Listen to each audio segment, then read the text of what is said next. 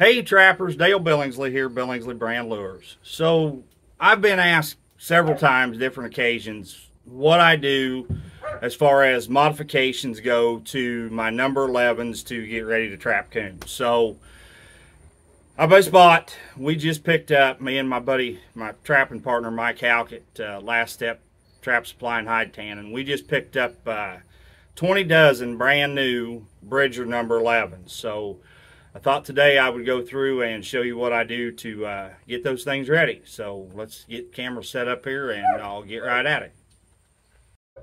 Alright guys, so here we have the Bridger number 11, just stock as it comes, just right out of the box. So the first thing you want to do is, lay this stuff down. First thing you're going to want to do, this dog eye is got a lot of slop in it, so you're going to want to close that up. And all you do is just take your pliers, or you can put them in a vise, either one, and just pinch that thing shut a little more like that, so that you close that up a little more. It takes some of that slop out of it, and what that's going to do, when that pan falls that way, the dog is not going to want to follow forward with it and prevent it from the trap from firing. So then you check the length here at the dog and the pan. Okay, yep, I think we're going to be good that way. So then the next thing I do, all I do is just cut a length of the chain out. And again, you just take your pliers and cut the chain. Get rid of that thing. Put a universal center swivel in it.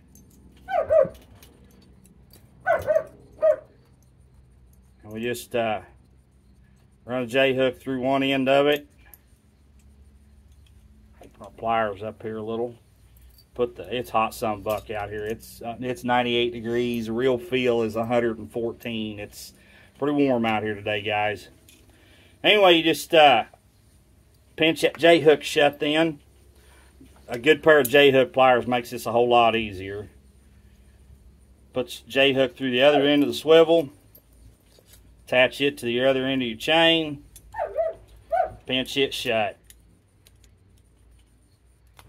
So make sure they're shut good and tight. Then the next thing I do, this ring on these Bridgers is kind of a cheap, chintzy thing in my opinion.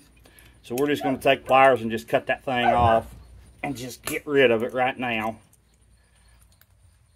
And that way we don't have to worry about an otter opening it or something of that sort.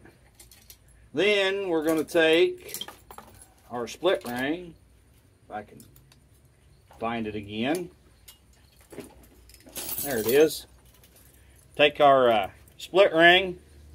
These are the heavy duty ones. Don't chimp out on these and get the real cheap ones, guys. This is where it's all coming together for you. And just put that on the end of the chain, just like so.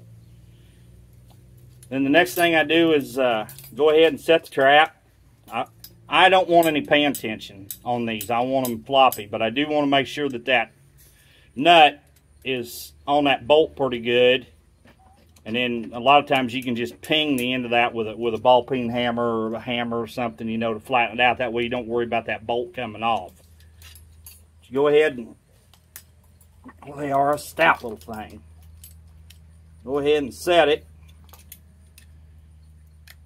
For you that don't know, if you've never run double long springs or a long spring at all, that the spring always gets turned towards the dog, never towards the loose jaw. Otherwise that loose jaw wants to kick up on you like that. If you bring it around the other way, it'll lay down flat for you.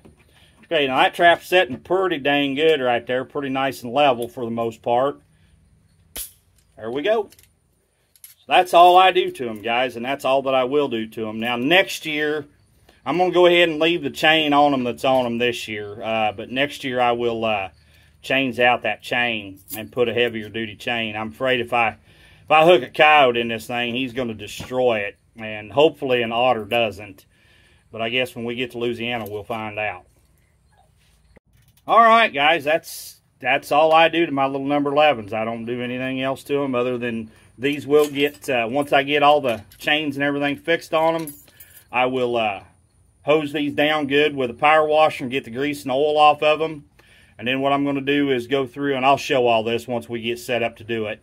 I'll go through with a brand new pump-up weed sprayer that's got a 50-50 mix of vinegar and water in it. I'll lightly spray them down so that, and then the next day they'll have a good coat of rust on them.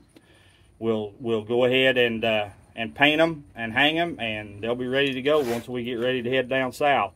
So anyway, guys, appreciate you tuning in to watch. If you would, please, if you haven't already, hit that thumbs up, hit that subscribe button for me, hit that notification bell.